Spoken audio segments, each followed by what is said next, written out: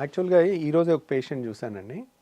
So, ఆ పేషెంట్‌కి ఉన్న కంప్లెయింట్ ఏంటంటే, షీ ఈజ్ ఇన్ 30 ఇయర్స్ ఉంటాయి. 30, 28 అలా ఉంటాయి. తనకి లెఫ్ట్ సైడ్ చెస్ట్‌లో అదో తెలియని ఇబ్బంది. She could not explain. అది నొప్పా, మంట ఏంటి అనేది తను చెప్పలేకపోతుంది. సో, ఎడమ పక్క ఏదో ఉంది. ఎడమ పక్క ఏదో ఛాతీలో ఉంది ఏదో అని తను చాట్‌జీపీటీలో లెఫ్ట్ సైడెడ్ చెస్ట్ పెయిన్ అని కానీ అని కొడితే ఫస్ట్ వచ్చేది హార్ట్ అటాక్ అని వచ్చింది దాంట్లో.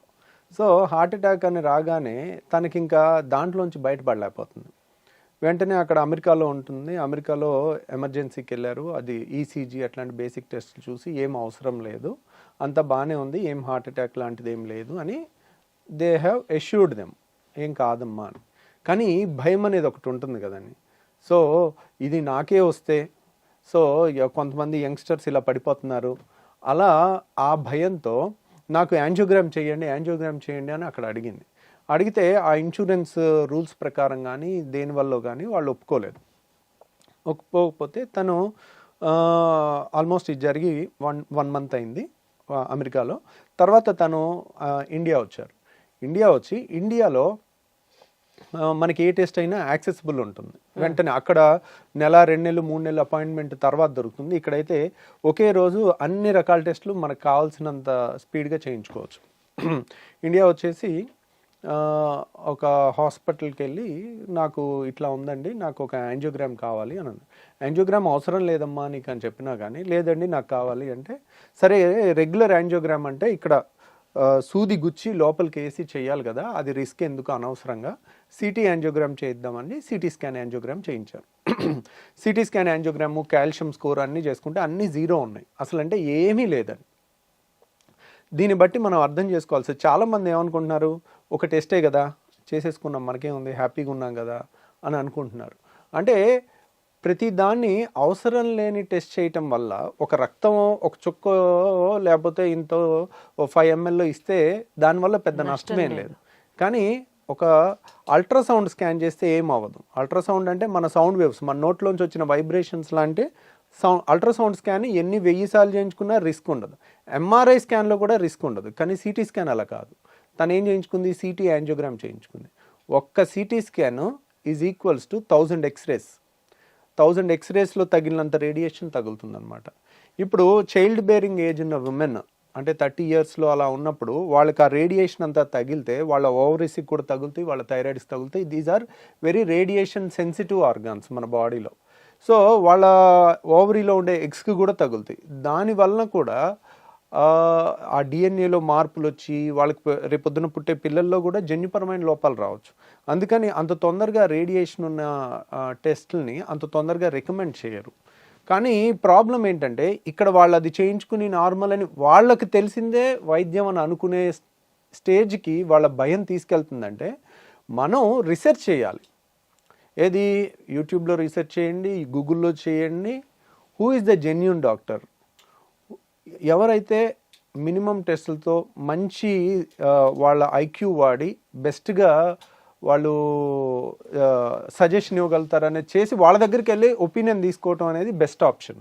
అంతేగాని ఇప్పుడు మనమే గూగుల్ చేసేస్తే మనం ఒక డాక్టర్కి వచ్చేస్తుంది అని అనుకోవటం మూర్ఖత్వం.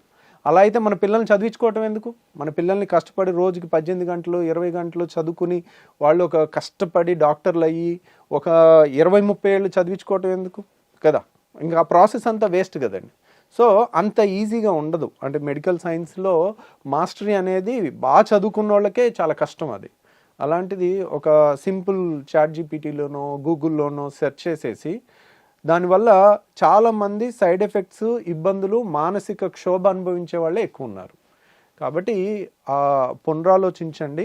మీరు డాక్టర్స్ని ఎక్కువ టెస్టులు కావాలని వీలైనంత వరకు అడగొద్దు. అవి కూడా కొన్ని రిస్కీ టెస్టులు ఉంటాయి. మీరు మళ్ళీ అడుగుతుంటే అందరికీ ఇలా డీటెయిల్గా ఎక్స్ప్లెయిన్ చేసే టైం ఉండదు. బయట ఇంకో 40 మంది పేషెంట్లు ఉంటారు, మీకు సిటీ స్కాన్లో ఇన్ని రేడియేషన్ ఉంటుంది, ఇంకెందుకు వచ్చిన గొడవలే, తలనొప్పి ఎందుకు, ఇవన్నీ చెప్పే బదులు ఒకటి రాసి ఇచ్చి పడేస్తే పోద్ది కదా అనే స్టేజ్కి తెచ్చుకోకండి. సో ఎందుకంటే మీ ఆరోగ్యం గురించి మీకు లేని బాధ ఇంకో డాక్టర్కైనా ఎందుకు ఉంటుంది? అన్నిసార్లు అందరూ ఎక్స్ప్లెయిన్ చేయరు, చేసిన వినని పరిస్థితిలో కూడా ఉంటున్నారు, అలా వెళ్ళకండి. సో చివరికి తనకి ఎండోస్కోపీ చేస్తే ఎండోస్కోపీలో హైటస్ హెర్నియా ఉండి రిఫ్లెక్స్ డిసీజ్ ఉంది. అంటే పొట్టలో ఉండాల్సిన యాసిడ్ పైకి తంతుంది. దానివల్ల ఇప్పుడు 30 ఏళ్ల వయసులో హార్ట్ అటాక్ రావటం అనేది జరగదు యూజువల్గా. ఇంకా అలా జరిగింది అనుకోండి, రేపొద్దున 10 ఏళ్ల కుర్రోడు నాకు ఛాతీలో నొప్పి వచ్చిందంటే యాంజియోగ్రామ్ చేస్తావా? దేనికన్నా ఒక రేషనల్, ఒక సెన్స్ అనేది ఉండాలి. అదే 65 ఏళ్ల మనిషి, 60 ఏళ్ల మనిషి, లేదంటే 45 ఏళ్ల మనిషి అయి ఉన్నాడు కానీ చైన్ స్మోకర్ అనుకోండి, తనకి హార్ట్ అటాక్ వచ్చే అవకాశం ఉంటుంది. రోజుకి 2 పెట్లు 3 పెట్లు స్మోకింగ్ చేసే వాళ్ళకి ఖచ్చితంగా హార్ట్ అటాక్ వస్తుంది.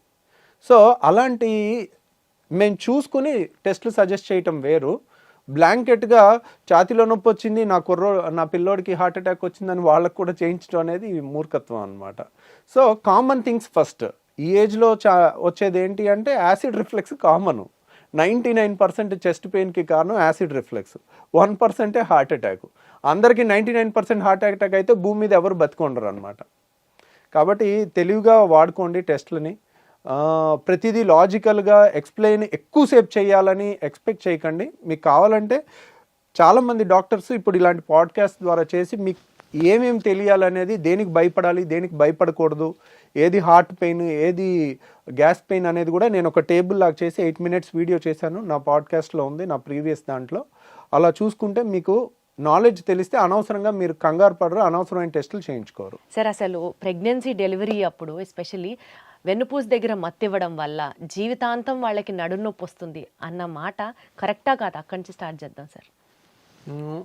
వెన్నుపూసకి ఇంజెక్షన్ ఇవ్వటం వల్ల వచ్చే మత్తు అనేది ఎప్పటికీ ఉంటుంది అనేది అది అపోహేనండి. ఎందుకో చెప్తాను. యాక్చువల్గా మనం ఇచ్చే నీడిల్ అనేది చాలా సన్న నీడిల్, ఆల్మోస్ట్ 2-3 వెంట్రుకలంత సన్నగా ఉంటుంది కలిపితే.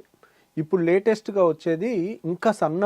మా హాస్పిటల్ అయితే చాలామంది 20 gauge అలా ఇస్తారు, మేము 26 అంటే సన్నటి నీడిలు, సన్నగా వెంట్రుకంత సన్నగా ఉండే నీడిల్తో ఇస్తాం. కాబట్టి అంత సన్న నీడిలు ఇప్పుడు మామూలు సెలైన్ పెడతాం మేము, అదే 18 ఫ్రెంచ్ స్కేల్ అంటే చాలా లావు అనమాట. 18-20 ఫ్రెంచ్. నేను చెప్తుంది నడుముకి ఇచ్చేది మన హాస్పిటల్లో 26 ఇస్తాం. చాలామంది 24-22 కూడా ఇస్తారు. సో 24-22 ఈజీ ఇవ్వటం, 26 సన్న నీడిల్ కదా, కొంచెం డిఫికల్ట్, కరెక్ట్ ప్లేస్లో వెళ్ళటం కొంచెం కష్టం అవుతుంది. అంత సన్న నీడిల్స్తో ఇచ్చినా, ఈవెన్ 22-24తో ఇచ్చినా ఏమవుదు. ఒక ప్రిక్ ఇస్తాము, ఒక సూత్తో ఒకసారి గుచ్చి తీసేసినందువల్ల ఏం అయిపోదు. కాబట్టి అది అపోహేనండి. దానివల్ల పర్మనెంట్ నడునొప్పి రావటం అనేది అసలు అది ఫ్యాక్ట్ కాదు. బట్ ఈ అనస్థీషియా చుట్టూరా చాలా భయాలు ఉన్నాయి కదండి. ఒకవేళ ఎక్కువ ఇచ్చినా ప్రమాదమే, తక్కువ ఇచ్చినా పేషెంట్కి డిస్కంఫర్ట్ ఉంటుంది. How do we have to see this అండి? How important is the role of anaesthesia during the surgery? So anaesthesia అనేది చాలా ఇంపార్టెంట్ అండి. ఒక సర్జన్ కింద నేను ఎప్పుడు సర్జరీ గురించి నేను భయపడను, ఎందుకంటే ఐఎమ్ ఏ సర్జన్. ఒకవేళ సడన్గా బ్లీడ్ అయినా నేను కంట్రోల్ చేయగలుగుతాను అన్న కాన్ఫిడెన్స్ నాకు ఉంటుంది. సో నేను ఎప్పుడు భయపడేది అనస్థీషియా గురించి. అనస్థీషియా గురించి ఎంత డెప్త్లో చదివానంటే నేను, ఎందుకంటే ఒక ప్రైవేట్ హాస్పిటల్లో నేను ప్రాక్టీస్ స్టార్ట్ చేసినప్పుడు 250 kg పేషెంట్కి నేను ఆపరేషన్ చేస్తున్నాను. అది పేపర్లో వచ్చింది. ఒక సీనియర్ ఎనస్థెటిస్ట్ ఫోన్ చేశారు, ఆయన పేరు గోపీచంద్ గారు. సో ఆయన ఫోన్ చేసి, ఆంధ్ర హాస్పిటల్లో ఉండేవాళ్ళు ఆయన చెప్పారు, ఏంటి రవి, ఇంత హై రిస్క్ కేసు చేస్తే ఏదన్నా అయితే అనవసరమైన బ్యాడ్ నేమ్ వస్తుంది కదా, ఎందుకు అట్లాంటివన్నీ చేస్తున్నావు, రిస్కీ థింగ్స్. సో ఇది సర్జరీ నువ్వు బాగా చేసినప్పటికీ కూడా అన్నీ బాగుండాలి కదా, ప్లస్ అంత పెద్ద 250 kg పేషెంట్కి మత్తిచ్చి ఆపరేషన్ చేసి మళ్ళీ వెనక్కి తీసుకురావటం అనేది ఇట్స్ నాట్ ఎ జోక్.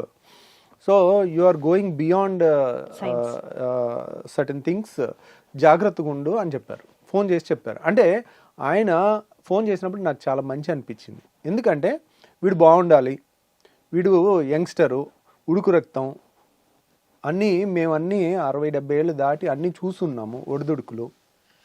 ఒక రిస్కీ కేసు చేయకపోయినా పర్లేదు, లాంగ్ రన్లో నీకు గనుక అదే రోజు ఆ పేషెంట్కి ఏదైనా అయిందనుకోండి, నేను అన్ని మీడియా ఛానల్లో వస్తాను. ఇప్పుడు గుడ్ రాదు కానీ బ్యాడ్ వస్తుంది. బేరియాట్రిక్ సర్జరీలో కొత్తగా వచ్చిన సర్జరీలో ఏదైనా కానీ హైలైట్ అవుతుంది. ఇప్పుడు ఎవరన్నా అపెండిక్స్ బాగా వచ్చి పగిలిపోయి చీంబట్టి చావుబతుకులు వచ్చినప్పుడు ఆపరేషన్ చేసినప్పుడు పేషెంట్ చనిపోయినా అది న్యూస్ అవ్వదు. నడుచుకుంటూ వచ్చాడు లావు, అది పెద్ద జబ్బే కాదు, అలా వదిలేసినా అయిపోతుంది. అలాంటి వాళ్ళకి ఆపరేషన్ అప్పుడు ఏదన్నా అయిందనుకోండి, ఎక్కువ ఆపరేషన్ కన్నా కూడా మత్తులోనే రిస్క్ ఎక్కువ ఉంటుంది. సో ఇంకా చెప్పాను నేను యాక్చువల్గా స్టార్టింగ్ సర్జరీస్లో అన్నిట్లో కూడా మత్తిచ్చే ప్రోటోకాల్ కాడ నుంచి అన్నీ డీటెయిల్డ్గా చదువుకుని, నేను ఎనస్థెటిస్ట్, వాళ్ళు కూడా ఫస్ట్ టైం ఇస్తా ఉన్నారు, అన్ని డీటెయిల్గా నేను బెల్జియంలో ట్రైన్ అయిన దగ్గర ఎనస్థెటిస్ట్తో మాట్లాడించి ఏ ప్రోటోకాల్ ఇవ్వాలి, ఏ మందు ఇవ్వాలి, ఎంత డోసెస్ ఇవ్వాలి, ఎలా చూసుకోవాలి అని సర్జరీ తర్వాత కూడా నేను అక్కడే పడుకుని ఉండేవాడిని. ఎందుకంటే ఆ రిస్కీ పేషెంట్స్కి ఆ ఒక్క రోజు మనం దగ్గర ఉంటే మన టైంకి ఏదైనా చేయాల్సినవి చేస్తే ఇంకా ఆ తర్వాత ఇప్పుడు అలా వేల సర్జరీలు చేసేసరికి ప్రోటోకాల్ స్ట్రీమ్లైన్ అయిపోయింది. ఇలా వస్తే ఇలాగే చేయాలి. ఈ ప్రోటోకాల్ ఎప్పుడైతే స్టాండర్డైజ్ ఆఫ్ ప్రోటోకాల్ అయిందో 1000 సర్జరీలు అయిన తర్వాత ప్రోటోకాల్ స్ట్రీమ్లైన్.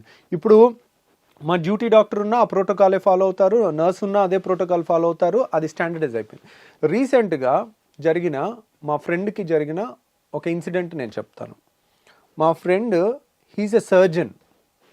సో తనకి హెర్నియా సర్జరీ చేయాలి. సో హెర్నియా సర్జరీకి సరే ఇంత దూరం ఏమొస్తామని నా దగ్గరికి రాలేదు.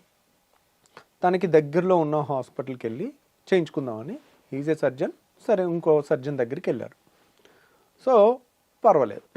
వెళ్ళిన తర్వాత మత్తు ఇచ్చినప్పుడు ఏమైందంటే, మత్తు ఇచ్చారు. మత్తు అంటే ఏంటి? నిద్ర రావటం. ఇప్పుడు సపోజ్ మనం గిచ్చామనుకోండి, సోయిలో ఉన్న మనిషికి గిచ్చితే తెలుస్తుంది. అదే డీప్ స్లీప్లో ఉన్న వాళ్ళని గిచ్చినా తెలియదు వాళ్ళకి గిచ్చినట్టు కూడా గుర్తుండదు. ఇంకా గట్టి గిచ్చితే ఏమవుతుంది, వాళ్ళు కొంచెం ఇటు తిరిగి పడుకున్న వాళ్ళు అటు తిరిగి పడుకుంటారు, అయినా కానీ సోయిలోకి రారు కొంతమంది. ఇంకా గట్టి గెలిస్తే ఒకసారి లేచి కూర్చుని మళ్ళీ పడుకుంటారు. సో ఇది మత్తు. కానీ ఇది ఒక్కటే కాదు. ఇప్పుడు ఒక గిచ్చితేనే ఇంత నొప్పి వస్తుంది, ఇక్కడ కట్ చేసి లోపల మనం కత్తులతో కట్ చేయటం కానీ సిజర్స్ అన్నీ వాడుతుంటే ఎంత నొప్పి ఉండాలి? ఆ నొప్పికి ఎంత డీప్ మత్తు ఇచ్చినా కానీ మనిషి కదులుతాడు. మనిషి కదిలితే ఆపరేషన్ చేయలేము. ఓకే. సో మనిషి అస్సలు కదలకూడదు. మత్తు అంటే నిద్ర ఒక్కటే కాదండి, 3 కాంపోనెంట్స్ ఉంటాయి. ఒకటి మత్తు ఇవ్వటం అంటే నిద్రపుచ్చటం, రెండోది పెయిన్ తెలియకుండా పెయిన్ కిల్లర్స్ ఇవ్వటం, మూడోది మజిల్ రిలాక్సేషన్. అంటే ఒక ఇంజెక్షన్ ఇస్తాం, దాని మజిల్ రిలాక్సెంట్స్ అని కొన్ని ఇంజెక్షన్స్ ఉన్నాయి. అన్ని బాడీలో ఏది కదలదు అనమాట. అదే ఇప్పుడు మీరు సోయిలో ఉన్నారు, మీకు కనుక ఆ ఇంజెక్షన్ ఇక్కడ పెట్టి ఇచ్చాను అనుకోండి, మీ బ్రీతింగ్ ఆగిపోతుంది. బ్రీతింగ్ ఆగిపోతే 5 నిమిషాల్లో ప్రాణం పోద్ది. ఓకే. ఏం చేయాలి? పొరపాటున ఇంజెక్షన్ ఇచ్చామనుకోండి, వెంటనే మీకు వెంటిలేటర్ పెట్టి ఒక పావు గంట వెంటిలేషన్ చేస్తే దాని ఆ మజిల్ రిలాక్సెంట్ ఎఫెక్ట్ పోయిన తర్వాత మళ్ళీ మీరు సోయిలోకి వచ్చేస్తారు, మీ మజిల్స్ మీ కంట్రోల్లోకి వస్తాయి. అలా మత్తు ఇచ్చే క్రమంలో ఉన్న మజిల్ రిలాక్సెంట్ బాగా ఇచ్చి మత్తు మందు తక్కువ ఇచ్చారు. సో పేషెంట్కి ఏమైంది? పేషెంట్ నిద్ర రాలేదు, కానీ బాడీలో కండరాలన్నీ ప్యారలైజ్ అయిపోయినాయి. అంటే తను కళ్ళు ముయ్యాలనుకున్నా ముయ్యట్లేదు, బ్రీత్ తీసుకోవాలన్నా బ్రీత్ ఆడట్లా, ఉక్కిరిబిక్కిరి అయిపోతున్నాడు. వెంటిలేటర్ పెట్టడానికి కొంచెం టైం పట్టింది. అసలు మత్తుకి ఊపిరాడడానికి సంబంధం ఏంటి సార్? ఊపిరి ఎందుకు ఆపాలి మత్తుకి? బాడీలో కండరాలన్నీ ఒకటేనండి. మీరు కన్ను బ్లింక్ చేయాలన్నా కండరం కదలాలి, చెయ్యి కదలాలన్నా కదలాలి, కాలు కదలాలన్నా కానీ, బ్రీతింగ్ తీసుకోవాలన్నా కదలాలి. ఓకే. మనిషి అస్సలు కదలకూడదని మత్తిస్తే బ్రీతింగ్ కూడా ఆగిపోద్ది. ఆ ఊపిరి తీసుకునే కదలిక కూడా సర్జరీకి పనికిరాదు. అంటే అదొక్కటి ఇదొక్కటి ఆపి అది ఆపకుండా చేయలేము. కాబట్టి అన్ని కండరాలు ఆగిపోవాలి.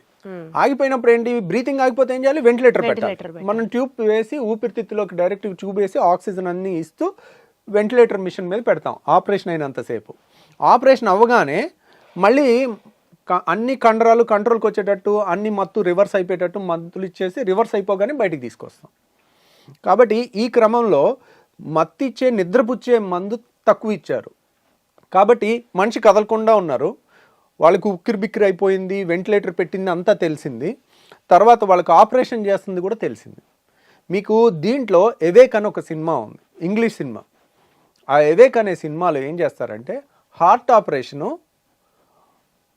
మత్తులో మూడు ఉంటాయి కదా, మజిల్ రిలాక్సెంట్ ఇచ్చి మనిషిలో చలనం లేకుండా ఉంటుంది, కానీ బ్రైట్గా ఉంటాడు. అలా సోయిలో ఉన్నప్పుడు డీప్ మత్ ఇవ్వకుండా వాడికి ఆపరేషన్ చేస్తాడు కావాలని, కక్షతో చేసి, హార్ట్ ఆపరేషన్ అది కూడా. ఈ రంపంతో ఈ ఎముకని కట్ చేస్తారు, కట్ చేసి ఛాతీని చీల్చి హార్ట్ మీద ఆపరేషన్ చేసేది అంతా కూడా వాడికి తెలుస్తూ ఉంటుంది. వాడి మనసు అరుస్తూ ఉండేది కూడా ఎవేక్ అనే సినిమా మీరు చూడండి, సేమ్ అదే ఈ డాక్టర్కి జరిగింది. అంటే మత్తు సరిగ్గా దొరకలేదు, మజిల్ రిలాక్సెంట్ వచ్చింది, అదొక నరకం అనమాట. ఆ భయంకరమైన అమ్ము నేను చచ్చిపోతాను, నేను బతకనేమో, వీళ్ళు ఏమి చూసుకోవట్లేదేమో అనే వచ్చే ఆ టెన్షన్ ఉంటుంది చూడండి. ఆ టెన్షన్తో తర్వాత ఫోన్ చేశాడనమాట ఆపరేషన్ అయ్యాక. తను ఏమన్నాడంటే, నేను సర్జన్ని, ఏది ఆ పేషెంటే సర్జను, అయినా కానీ నా జన్మలో నేను ఎనస్థీషియా తీసుకోను, జనరల్ ఎనస్థీషియా తీసుకోవాల్సి వస్తే నేను చావునన్నా చేస్తాను కానీ ఎనస్థీషియా అయితే తీసుకోను అన్న నిర్ణయానికి వచ్చేసాడు. ఒకసారి అలా బ్యాడ్ ఎక్స్పీరియన్స్ వచ్చిన తర్వాత మళ్ళీ జన్మలో ఆ ధైర్యం చేయలేరు. సో నేను చెప్పదలుచుకుంది ఏంటంటే, సర్జరీ అనేది జీవితంలో ఒకేసారి జరుగుతుంది. సర్జరీలో ఒక 100-200 స్టెప్స్ పర్ఫెక్ట్ హార్మనీలో జరగాలి, పర్ఫెక్ట్ ప్రోటోకాల్లో జరగాలి. దాంట్లో చాలా ఎక్స్పీరియన్స్ ఉన్న వాళ్ళు కానీ, మంచి నాలెడ్జ్ ఉన్న, 100కు 100 మార్కులు వచ్చినా కూడా సరిపోదు. అంటే 100కు 99% అంటే సరిపోదు. ఇప్పుడు పాస్ పర్సంటేజ్ 50, 51 మార్క్స్ వచ్చి పాస్ అయ్యి సర్జన్ అయిన వాళ్ళ చేతిలో మన చేతులు పెట్టలేము. ఎందుకంటే దీనికి 99 కావాలి. మన ఇంట్లో వాళ్ళకి సర్జరీ చేస్తున్నామంటే ఎలా ఉండాలి, అంత యాక్యురసీ ఉండాలి. అలాంటివి ఇది మన బాధ్యత. కొంచెం దూరం అయినా పర్వాలేదు వెళ్ళటం, ప్రాపర్ ప్లేస్లో చేయించుకుంటే, when the entire protocol is properly designed, వాళ్ళకి మన హాస్పిటల్లో మత్తు అనేది ఒక స్వర్గంలాగా ఉంటుంది. అంటే గాల్లో తేలినట్టుంది అంటారు చూడండి, అట్లా ఉంటుంది. వాళ్ళకి మనం ఇవ్వగలిగింది సర్జికల్ పెయిన్ అనేది వన్ ఆఫ్ ద భయంకరమైన నొప్పి. ఒక మనిషిని చిన్న సూది గుచ్చుకుంటే విలవిల్లాడిపోతాం. అలాంటిది ఒక ఆపరేషన్ చేస్తున్నారు, కోస్తున్నారు అంటే వాళ్ళకి మనం పొట్టంతా కోసినా కానీ వాళ్ళకి అసలు ఎంత నొప్పి తెలియకుండా చేస్తాము. ఆపరేషన్ తర్వాత కూడా అంత నొప్పి తెలియకుండా చేయొచ్చు. సో మన హాస్పిటల్లో మత్తు అంత స్ట్రాంగ్గా ఉంటుంది. సో సరే, ఇక అయిపోయింది, ఏదో అయిపోయింది. కాకపోతే ఇది చాలామందికి తెలియదు. ఇలా నేను ఎంబీబీఎస్లో అయిపోయినప్పటి నుంచి ట్రైనింగ్లో ఉన్నప్పుడల్లా 3 నెలలకో 6 నెలలకో ఒకటి ఇలాంటి స్టోరీ వినేవాడిని. ఆపరేషన్ అయిపోయిన తర్వాత, డాక్టర్ గారు మీరు మాట్లాడుకుంది మాకు వినపడిందండి. ఒక పేషెంట్ ఇలాగేనండి, ఒక పేషెంట్ లావుగా ఉన్న పేషెంట్కి ఆపరేషన్ చేస్తున్నాడు సర్జన్ ఆపరేషన్ చేస్తున్నప్పుడు, అమెరికాలో జరిగింది ఇది, జరిగి ఆపరేషన్ చేస్తున్నప్పుడు కొంచెం లావు ఉండటం వల్ల, ఫ్యాట్గా ఉండటం వల్ల ఆపరేషన్ కష్టం అవుతుంది. బరువు ఉన్న వాళ్ళకి ఆపరేషన్ కష్టంగా ఉంటుంది. అయితే ఆ సర్జన్, ఇంగ్లీష్ సర్జన్ చేస్తూ ఇది ఇంత కష్టంగా ఉంది, చాలా స్ట్రగుల్ అవుతూ ఉన్నారు, అంత ఫ్యాట్ అడ్డొస్తూ ఉందని చెప్పి తను నోరు జారి ఫ్యాట్ అని ఒక అనకూడని వర్డ్ అన్నాడు. అనేసరికి ఆ టైంలో పేషెంట్కి ఇప్పుడు జరిగినదే జరిగింది. మజిల్ రిలాక్సెంట్ ఇచ్చున్నారు, పేషెంట్ కాన్షియస్ ఉన్నారు. డాక్టర్ సర్జన్ మాట్లాడుకుంది పేషెంట్కి వినపడింది. వినపడి ఆపరేషన్ అయిపోయాక బయటకు వచ్చిన తర్వాత కేసేసింది. సో ఎందుకంటే నన్ను ఇలా దూషించాడు, నాకు గుర్తుంది, ఖచ్చితంగా ఇది జరిగింది అంటే అప్పుడు ఒక కమిటీ లాగా వేసి ఇలా జరిగే అవకాశం ఉందని నిర్ధారించి వాళ్ళకి లైసెన్స్ క్యాన్సిల్ చేయటము, కాంపెన్సేషన్ చేయటం జరిగింది.